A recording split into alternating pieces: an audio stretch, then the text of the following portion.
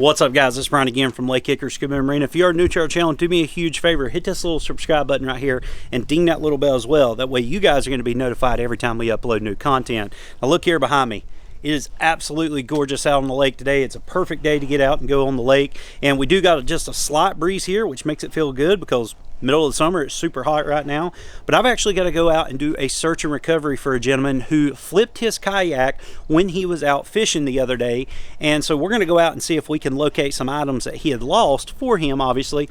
And then, of course, we've got to figure out how we're going to get out to that spot because the gentleman does not have a boat, but he does have 2 kayaks. So in today's video, I'm going to show you how we do a search and recovery from a kayak, and I'm going to give you some pointers on doing search and recovery when you don't have, say, a stable platform to work off of, such as a dock or a vessel or something like that. So with that being said, let's jump into today's video and let's go see if we can find the lost items of the flipped kayak.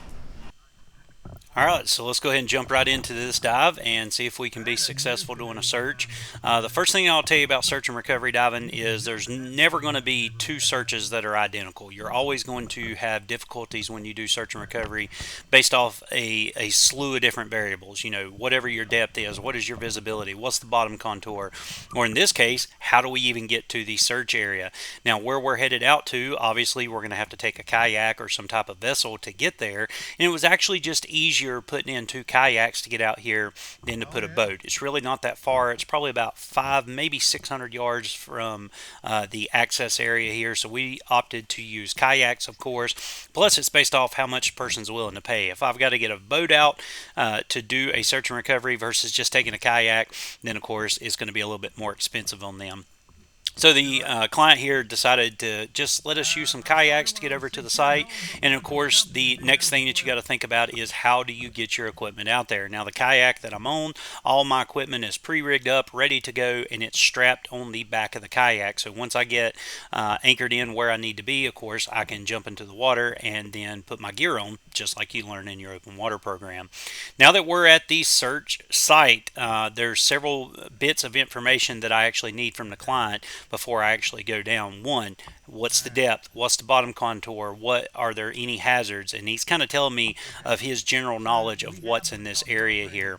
Now that we're kind of there and I've got a little bit of the information about what I'm looking for, how deep the object is, and what the bottom's like, of course, I'm going to set a down line. Now to do this, I'm just going to use a standard SMB. Nothing fancy here. I'm just going to inflate it up. And I'm going to drop a weight, and you'll see the weight there in between my legs. I'm going to go ahead and drop it down on a spool or a finger spool and then attach it to the float itself. This is going to give me a reference point to always come back to during my search. It's also going to let me know where I'm at, and it's going to let my client know where I'm searching based off where he thinks he lost these objects at. So I'm going to drop the weight down. This is going to do 2 things. One, it's going to give me a stable area for my reference line or reference point, and it's also going to give me a depth rating, which was really cool as well, because whatever our depth is, obviously we're going to have the exact same search radius when we're on the bottom. I think here it was only like 8 or 9 feet, so it's not going to be a very large search area as long as he was able to pinpoint exactly where he flipped his kayak. But now that we've done that, we're going to go ahead and we're going to set our reference buoy here at the surface, and then I'm going to go ahead and exit the kayak and go through the procedure of getting all my equipment on, making sure everything's good with it. So I'm going to go ahead and back up out of the area. Considering it is very shallow here, I don't want to stir it up. I don't want to cause a lot of turbid water there, more so than what it already is. So I'm going to kind of get out of the area while I gear up. Go ahead and get my gear pulled out, and it'll look like everything's just falling into the water. Don't worry, I've got everything pre-attached to my system. It's going to take me a little bit longer to get it on, but this way I don't have to worry about losing anything. So once I get my fins on, I'll be able to stay afloat just a little bit easier there, and then of course I can put my gear on just like you learn in your open water program. So now that I've got it on, we're going to go ahead and we are going to make a slow, safe descent down to the bottom, and he is going to, instead of anchoring up my kayak, he is actually going to secure it just by holding it on, or holding on to it for me. I'm going to go ahead and get my metal detector ready, and I'm going to descend down and conduct this search. Now I am going to fast forward through this search really quick. You guys don't really need to see how I'm searching here. Just understand that you can very safely and successfully do search and recovery diving from a kayak kayak, you don't always have to jump off a dock or a boat or a vessel or something like that. Well, as you can see here, it's a very successful search. I actually found his tackle box. It is open as he said it would be, and I'm going to do everything that I can to secure some of these items before I bring it to the surface. So I'm going to be very careful with it. As you can tell, it's just kind of hanging on this tree limb here.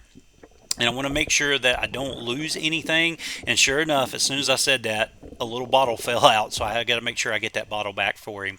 You kind of see it floating there on the right-hand side of the screen. But I'm just going to verify with him. Hey, is this the bag that you've lost? What all is in it? And I'm questioning him, asking him what all's in it to verify that it is his bag. There I'm getting his bug spray back that came out whenever I lifted it up.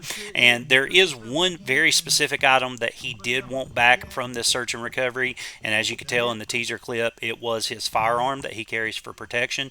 And we've got a separate video talking about the legality of recovering firearms and some things that you should consider before you take a job going out and looking for lost items such as firearms, legal documents, things of that sort, because there is some legality behind it. There's some things that you can actually get in trouble with by searching, and of course if you give it back to somebody who is not legally able to own a firearm, then of course you can be held accountable for that too. Now that we've kind of determined that it was him and we've contacted the local authorities to make sure that it was not lost or stolen or anything like that, we're going to go ahead and give him back his possessions there, and then I'm going to retrieve my SMB and reel really quick, and then we're going to get back on the kayak, head back to shore, and of course get paid for the job we just did. So there you go, guys. As you can see, it was a very successful search, and if it's something you want to get into, check out the SSI Search and Recovery Diver program, because I really think that class is going to help you to have not only successful searches but safe searches as well. But guys, if you like this video, give me a big thumbs up, definitely share. If you got any questions, comments, or concerns, drop me a comment down below and we will discuss. But until our next video, take care, God bless, and I'll see you in the next one.